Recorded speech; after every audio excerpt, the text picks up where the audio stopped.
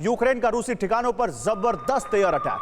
देखिए यूक्रेन भी मान नहीं रहा है, यूक्रेन भी कैसे रूस को लगातार यहां पर चुनौती दे रहा है। आप देखिए यूक्रेन ने रूसी ठिकानों पर जबरदस्त एयर अटैक किया, बेहद कम ऊंचाई पर उड़ता नजर आया यूक्रेनी हेलीकॉप्टर।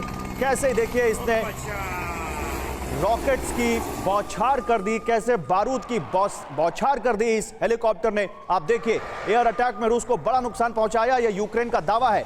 यूक्रेन का दावा, एयर अटैक में रूस को बड़ा नुकसान हुआ। यह यूक्रेन का हेलीकॉप्टर है जो कम ऊंचाई पर उड़ रहा है और उसने रूस के ठिकानों को निशाना बनाया।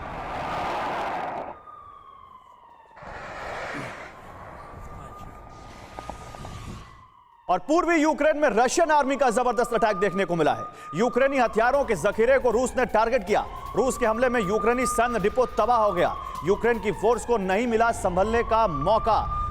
तो एक तरफ नहला, दूसरी तरफ दहला और फिर उसके बाद पलटवार, यही चल रहा है इस वॉर में। यूक्रेन के मिलिट्री डिपो को कैसे रूस ने तबाह किया वो आप इन तस्वीरों में देखिए। ये तस्वीरें बताने के लिए काफी हैं कि रूस कैसे इस वक्त यूक्रेन को बिल्कुल तबाह करने में जुटा हुआ है। लगभग साल पूरा हो चुका है इस वॉर को, लेकिन रूस ना थमा है और ना थमते हुए कोई संकेत मिल रहे हैं कि रूस अभी आगे कितने दिनों बाद थमेगा। यह वॉर कहां पर जाकर कितनी बर्बादी, कितनी तबाही, कितने नुकसान के बाद जाकर कहीं पर थमेगी, कहीं पर ऐसा कोई संकेत नहीं दिखता। और क्या 24 फरवरी जब आएगी उस दिन कुछ बड़ा होने वाला है, कुछ ऐसा जो दुनिया को दहला देगा, कुछ ऐसा जो इस वॉर के लेवल को, इसकी इंटेंसिटी को और बढ़ा देगा। अब सवाल सबके जहन में यही कौंध रहा है। इस बीच बेलारूस जो इस पूरे वॉर में एक कैरेक्टर बना हुआ है, वो भी किस तरह से लगातार रह रहकर एक्टिव हो रहा है समझिए। बेलारूस बॉर्डर के पास बारूद बरस रहा है। यूक्रेन आर्मी की जबरदस्त मिलिट्री एक्सरसाइज वहां पर देखने को मिली है।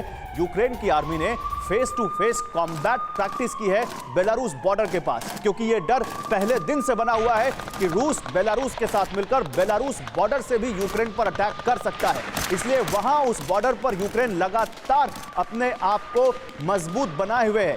ये देखिए, ये यूक्रेन के सैनिक हैं जो बेलारूस बॉर्डर पर वॉर प्रैक्टिस कर रहे हैं। एक्सरसाइज में ऑटोमेटिक गन और रॉकेट लॉन्चर्स का इस्तेमाल किया यूक्रेन के सैनिकों ने।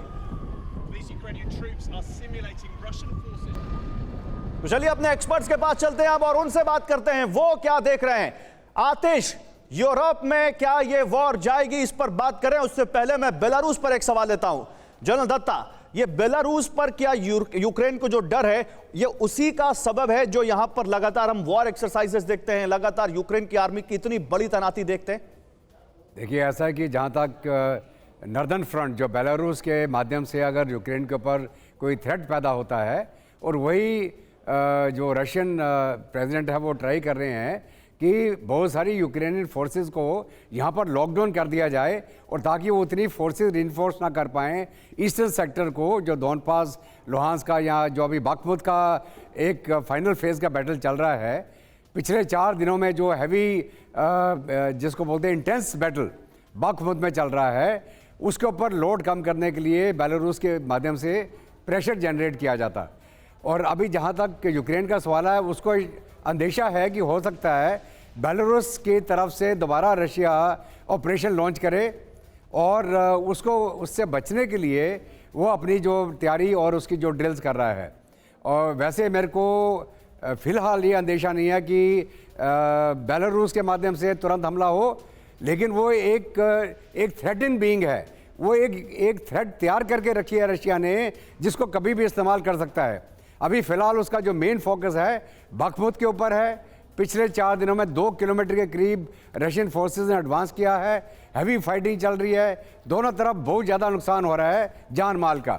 अभी ये समय ही बताएगा आगे कि रशिया इसके ऊपर ज़्यादा हावी हो जाएगा या यूक्रेन उसको होल्ड कर पाएगा।